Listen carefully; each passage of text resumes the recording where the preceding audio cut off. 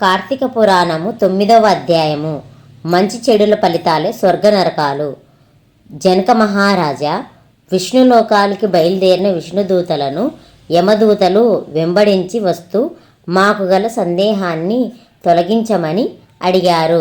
విష్ణుదూతలు యమదూతలతో, మీకు హరిహరుల నామాన్ని తలిచినందువలన కలిగే గొప్పదనం తెలియదా? శరీరాన్ని వదిలిపెట్టినప్పుడు ఆ దేవదేవులలో ఎవరిని తలుచుకున్నా సమస్త పాపాలు హరించిపోతాయి కదా. అందువలనే మేము అజామిల్ని తీసుకువెళ్తున్నాము అన్నారు. యమదూతలు విష్ణుదూతలతో, అధర్మంగా ప్రవర్తించే వ్యక్తికి అతడు చేసిన పాపములకు తగిన శిక్షను విధించాలి కదా.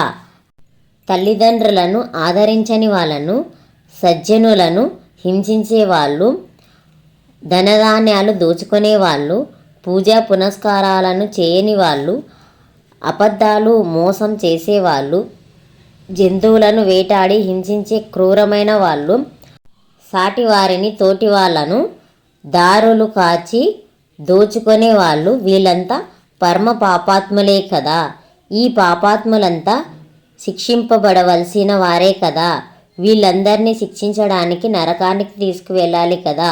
మరి తల్లిదండ్రులను మన్నించినటువంటి వాళ్ళని, ధర్మాధర్మాలను పాటించినటువంటి కనీసం వావి వరుసలను కూడా పాటించని పరమ పాతకుడైన అజామిల్ని వైకుంఠానికి మీరు ఏ ఆధారంగా ఎందుకు తీసుకుపోతున్నారని మళ్ళీ ప్రశ్నించాడు.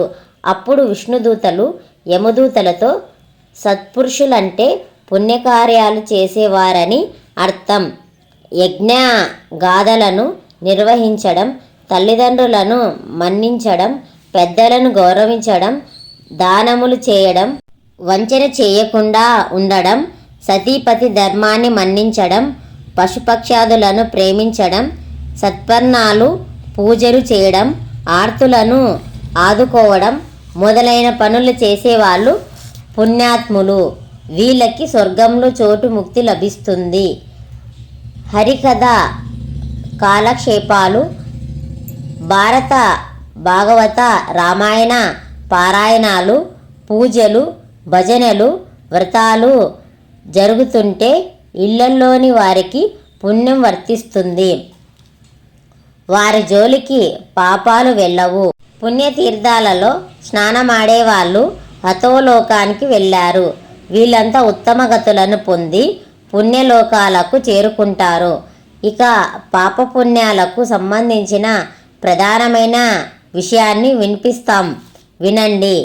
రుద్రాక్షలు ధరించిన మాత్రం చేత, డాంబికాలు పలకడం వలన, ఆడంబరమైన ఆచారాల వలన, దానాలు పూజలు వీటి వలన పుణ్యాత్ములు ఎంత మాత్రము కాలేరు. పుణ్యగతులను పొందడానికి వీళ్ళు చేసే పనులు అర్హతను కలిగించవు.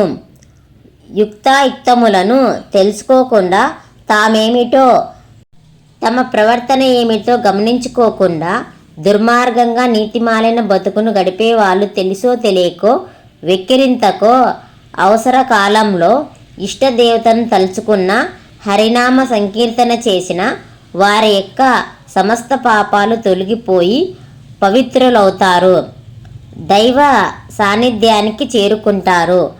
ఈ అజామిలుడు అటువంటి వాడే. ఇతడు ఎంతటి కులభ్రష్టుడైనా, దుర్మార్గుడైన, క్రూరుడైన, దయా దాక్షిణ్యాల శీలము లేనివాడైనా తన కొడుకుకు శ్రీహరి పెట్టుకున్న పేరుని నిరంతరం నారాయణ నారాయణ అని పిలుస్తూ, చివరకు అవసాన దశలోనూ నారాయణ అని ఎలుగెత్తి పిలిచి నన్ను కాపాడమని వేడుకున్నాడు. ఆ కారణం చేతనే అతడి పాపాలు తొలగిపోయినాయి.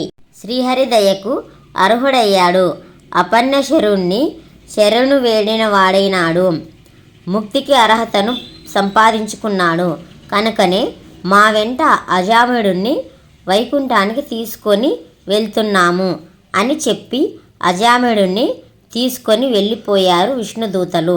అజామిలుడు ఎన్ని దుర్మార్గాలు చేసినా తన కుమారుణ్ణి పిలవడంతో పాటు హరినామాన్ని తలుచుకున్న వాడైనాడు కనుక తెలిసి ముట్టుకున్నా తెలియక ముట్టుకున్నా నిప్పు కాలక మాననట్టుగా భగవన్నామ మహిమ తెలిసి పలికిన తెలియక పలికిన వాని దోషాలను పరిహరిస్తుందని అజామిలుని కథ సూచిస్తున్నది.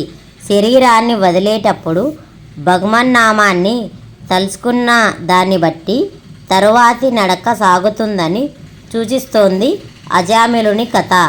9వ రోజు పారాయణం సమాప్తం.